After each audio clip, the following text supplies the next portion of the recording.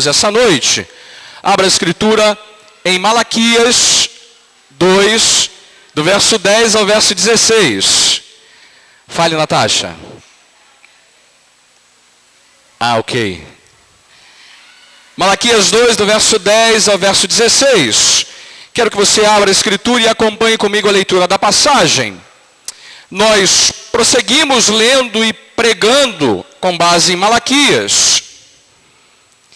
E só para fazer aqui rapidinho um flashback, um retrospecto que a gente já viu.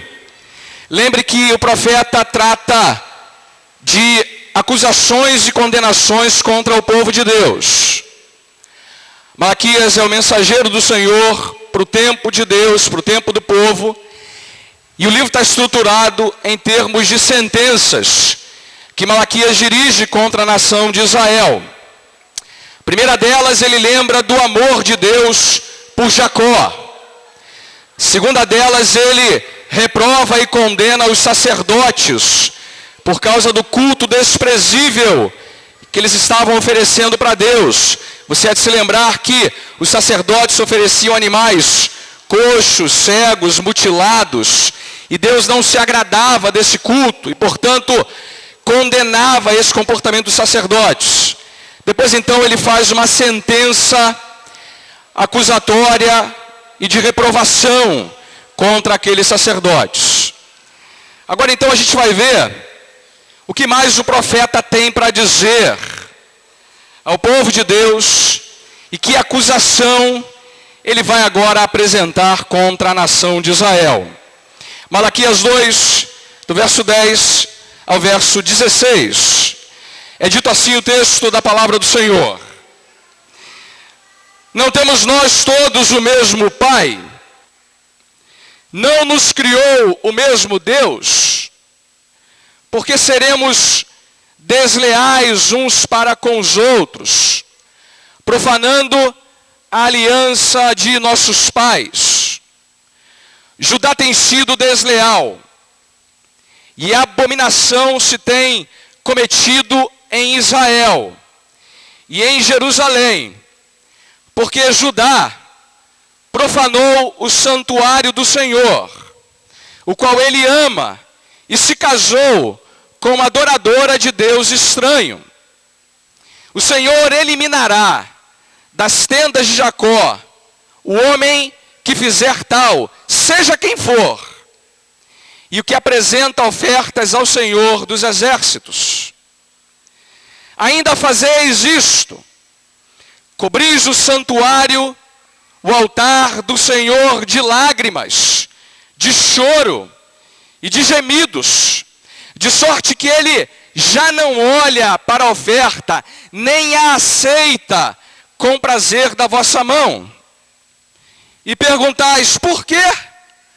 Porque o Senhor foi testemunha da aliança entre ti e a mulher da tua mocidade, com a qual tu foste desleal, sendo ela a tua companheira e a mulher da tua aliança. Não fez o Senhor mesmo que havendo nele um pouco de espírito? E por que somente um? Ele buscava a descendência que prometera. Portanto, cuidai de vós mesmos, e ninguém seja infiel para com a mulher da sua mocidade. Porque o Senhor Deus Israel diz que odeia o repúdio, e também aquele que cobre de violência as suas vestes, diz o Senhor dos exércitos. Portanto, cuidai de vós mesmos, e não sejais infiéis. Amados, até aqui a leitura da palavra do Senhor. Feche seus olhos. Vamos falar com o Senhor mais uma vez nessa noite. Deus, ilumina a nossa mente para entender, ouvir e obedecer a tua palavra nessa noite. A Deus, que teu Espírito alcance cada um de nós com as verdades espirituais e eternas dessa passagem. Que de verdade ela nos dê compreensão das acusações que pairavam contra a nação de Israel no tempo do profeta Malaquias, e que elas também sejam aplicadas, entendidas, sejam digeridas por nós nessa noite. É a nossa oração. Em nome de Jesus. Amém, Senhor. Mas uma das preocupações que percorre toda a Escritura. Traz, você já trouxe, me dá.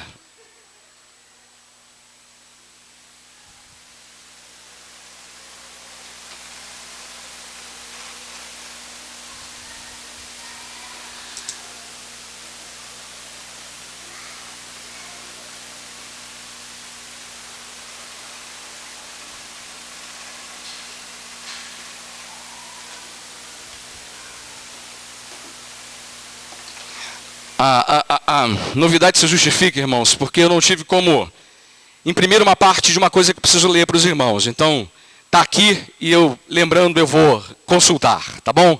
Não se impressione com isso aqui, e eu não estou fazendo propaganda da Sony também não, tá?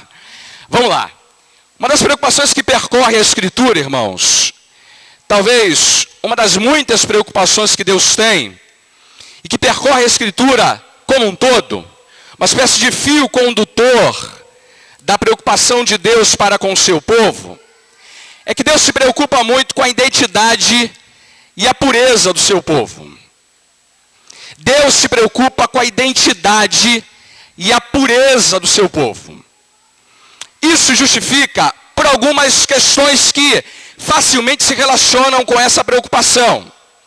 A primeira delas é que Deus criou-nos, separou-nos para o louvor da sua glória.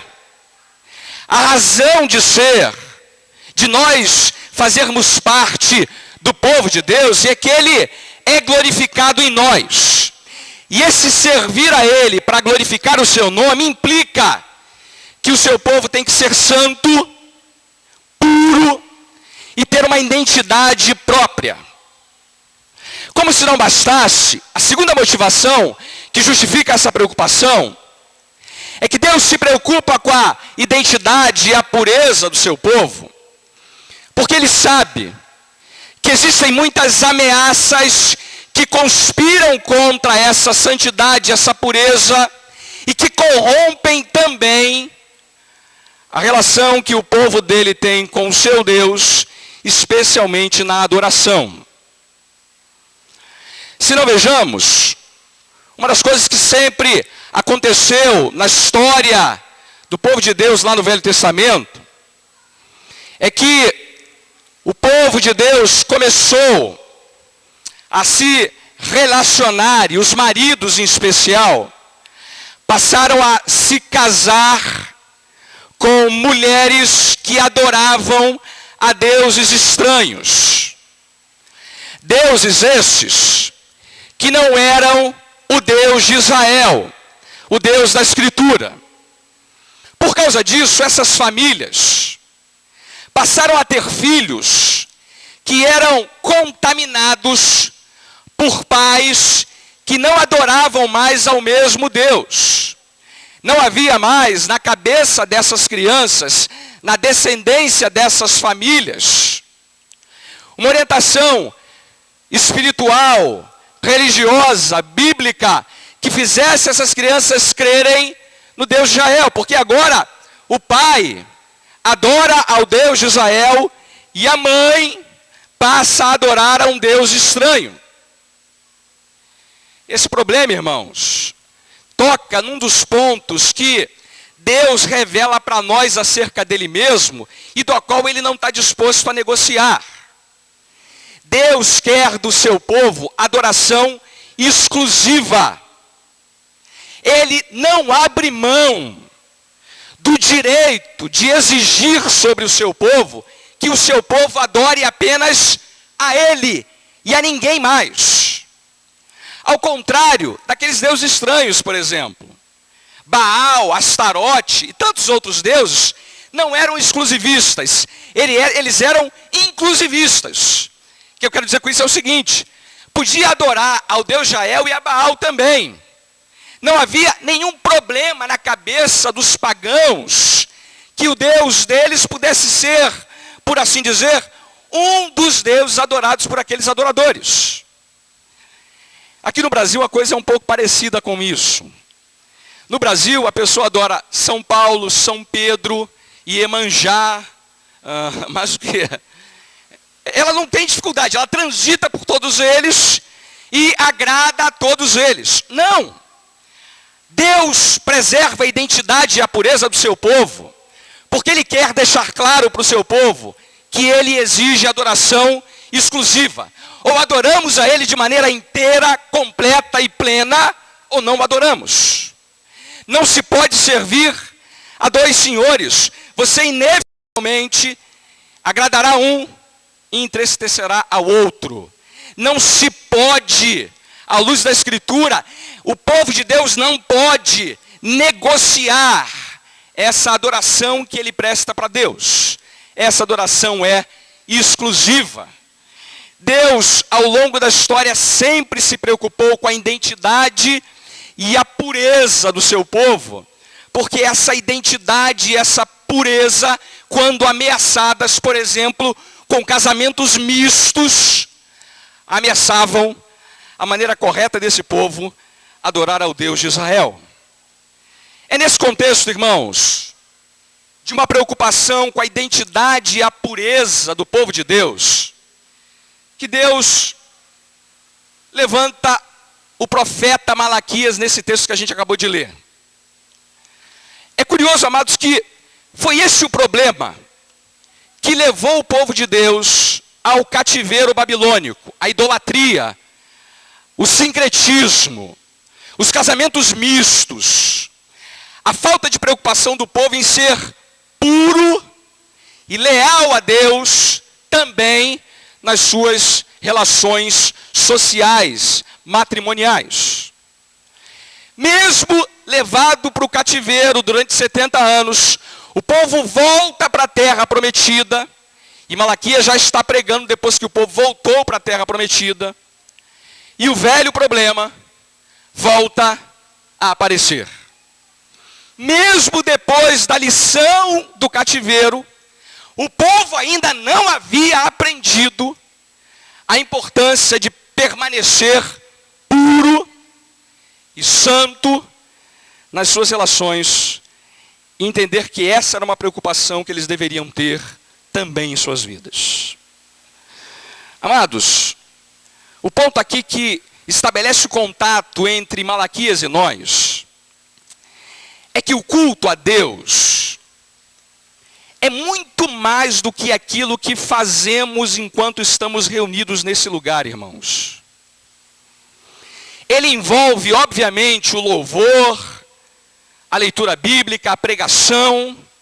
Ele envolve a oferta. Ele envolve os instrumentos, o louvor, a participação, a inspiração musical, a oração.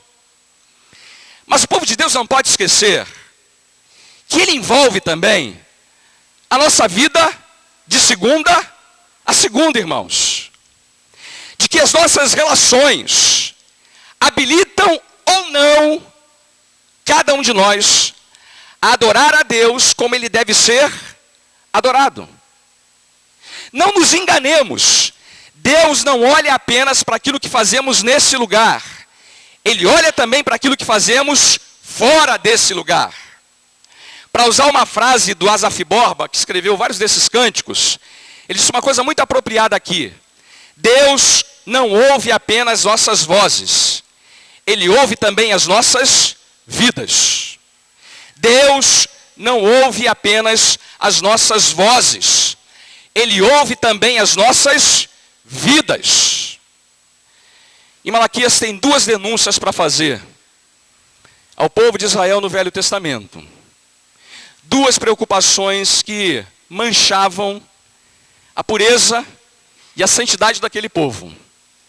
Eu espero que de verdade a gente seja levado a compreender que essas acusações do profeta servem como lições preciosas para nós hoje também. Vamos a elas, irmãos. O profeta faz duas acusações. A primeira delas é aquela que está do verso 10 ao verso 12. Ele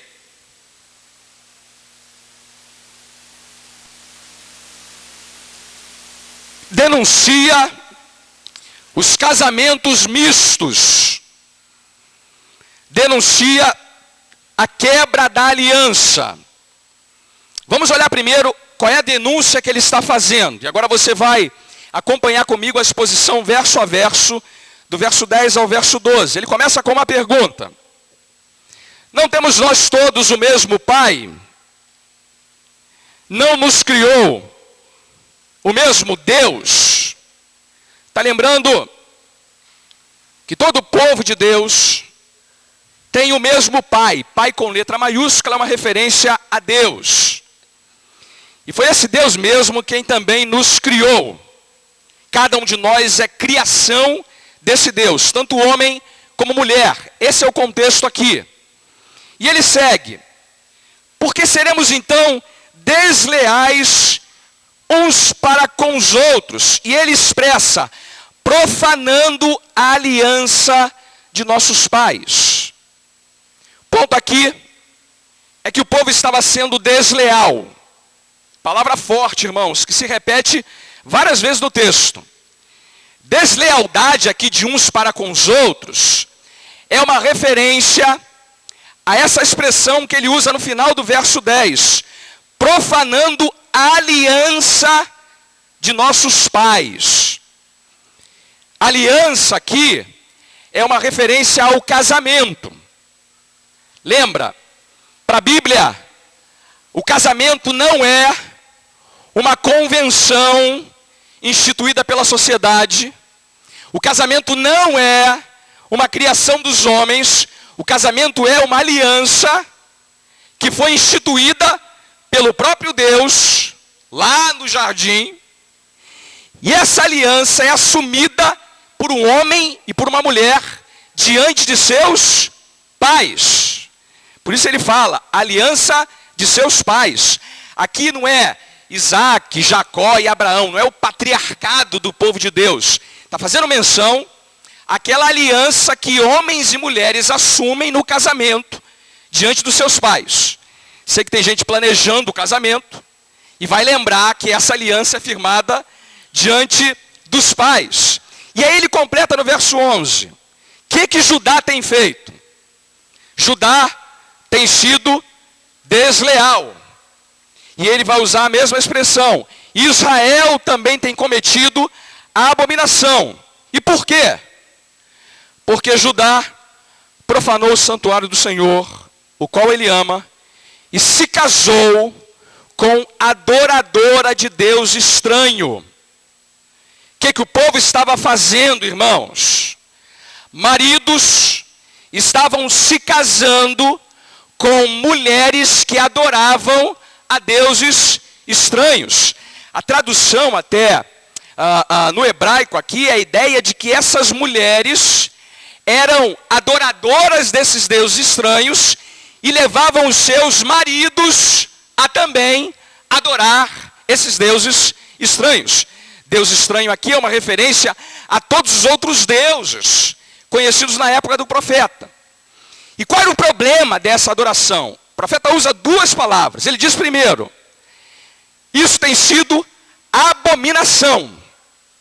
E ele diz mais, eles têm profanado o santuário do Senhor. O que o profeta está dizendo com isso, irmãos? Havia uma lei no Velho Testamento que proibia a entrada de pagãos e gentios no templo construído por Deus em Israel. Não se podia levar uma pessoa que não fosse do povo de Deus para adorar a Deus no seu santuário.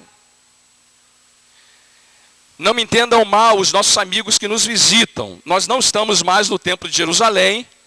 Não há mais nenhuma proibição hoje para que esses amigos participem do culto conosco. Nós não temos mais essa obrigação, pelo contrário, é um prazer receber os amigos aqui para adorarem a Deus, mas lá no Velho Testamento havia uma proibição. O que esses maridos estavam fazendo? Pegando essas esposas que eram filhas de deuses estranhos e levando elas para o santuário, para que elas também participassem da adoração prestada ao Deus de Israel. E esses maridos, ao que tudo indica, cometiam uma coisa ainda mais abominável. O templo, irmãos, era muito grande, muito grande. Às vezes a gente não tem dimensão, mas era um lugar enorme. E eles permitiam que essas esposas, dentro do santuário de Deus, também erigissem altares a esses deuses estranhos. E eles também se curvavam diante desses deuses. O profeta está dizendo, isso tudo é abominação. Esse é o perigo do sincretismo. Leva o meu povo a adorar deuses que não devem ser adorados e muito menos trazidos para o meu santuário. Vou fazer um paralelo aqui, irmãos. É como se agora a gente estivesse aqui adorando a Deus. Nosso santuário é menor, é pequeno. Mas imagina que lá em cima, na galeria, num cantinho lá, alguém tivesse ao mesmo tempo adorando a Iemanjá, por exemplo. Era isso que o povo estava fazendo. E Deus está dizendo, olha, o que vocês estão cometendo é profanar o meu santuário.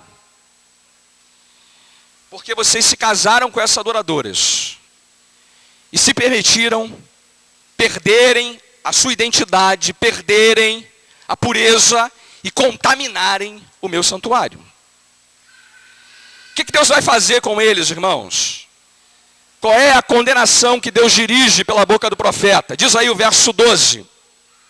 O Senhor eliminará das tendas de Jacó o homem que fizer tal, seja quem for, e o que apresenta ofertas ao Senhor dos exércitos. Preste atenção nisso. Primeiro, Deus vai eliminar esse homem. Eliminar aqui, irmãos, é sinônimo de pena de morte, apedrejamento, pena capital.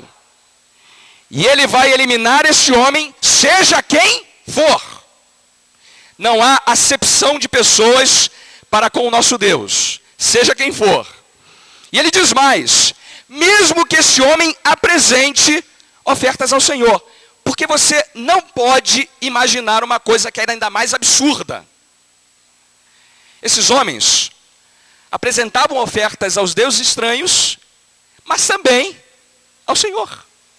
Davam oferta, participavam do culto, cantavam os louvores, ofereciam adoração no santuário. Eles imaginavam que podiam continuar agradando aos deuses das suas esposas e ao Deus de Israel. E Deus está dizendo, mesmo esse será eliminado, porque eu não estou disposto a receber adoração de corações divididos. De gente que quer servir a mim, mas também servir a outros deuses. Segunda condenação e segunda palavra de censura do profeta, é que o povo fazia algo mais, irmãos. O povo não só estava estabelecendo casamentos mistos, como também o povo estava abandonando as suas esposas,